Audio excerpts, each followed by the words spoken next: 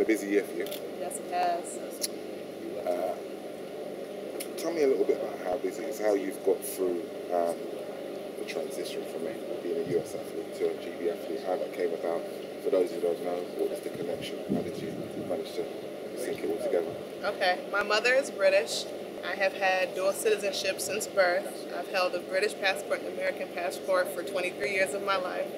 I'm also Nigerian, so I've had the option of competing for either Britain, America, or Nigeria, and I chose Great Britain because I really appreciate the support that we have over here, and I just thought as an athlete I would be able to flourish the best under this system.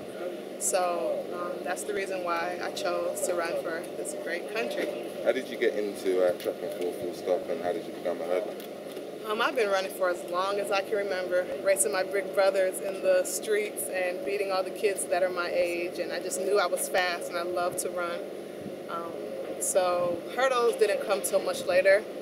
Maybe when I was about 15, I just went over some hurdles and I was able to three-step naturally. So my coach just put me in it that weekend at a competition, and it's been that since then. I've just been hurdling and I love it. Obviously you're comfortable with having made the switch, you've explained your dual citizenship and all the rest of it. You've come in for some criticism though, haven't you? How have you dealt with that? I really don't pay too much attention to the negativity. I like to surround myself with positive people and like-minded people. But I definitely like to make sure that I dispel any myths that there are about me, you know, that I'm doing it for the money, which is not true. I'm sponsored by Adidas, so financially I'm stable. I didn't make the switch for the money, or that I do it just because I want an easier way to the Olympics. Absolutely not. I plan on continuing to improve as an athlete, and at the end of the day, no matter what country you run for, you have to compete against the best in the world. So you have to be ready to be the best and to be able to beat the best, no matter what country they run for. So that was that. And then just any other myths that there might be, I just want to let people know that this is who I am. I'm very proud of my multinational background.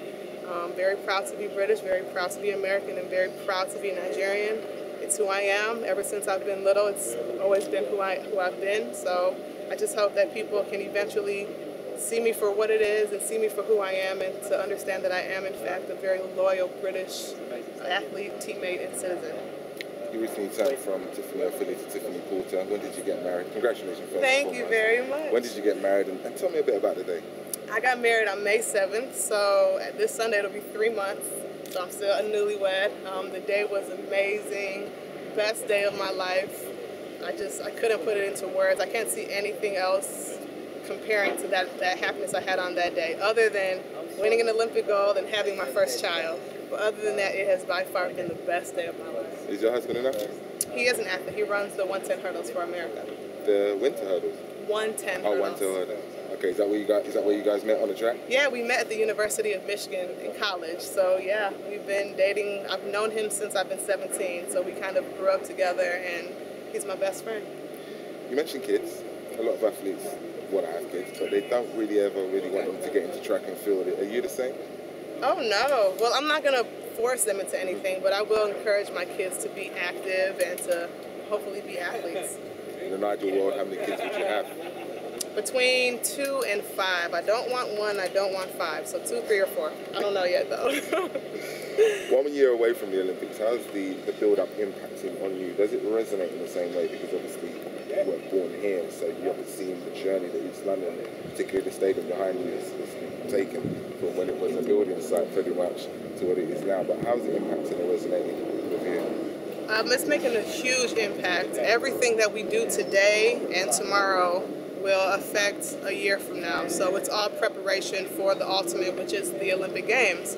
But with that being said, I do focus on the here and now, because you can't get till tomorrow without dealing with today. Yeah. I focus on actually the Aviva London Grand Prix this weekend, and then Daegu this September, hopefully to do very well. And then after that, I use the momentum from those to propel me to next year and to focus on that.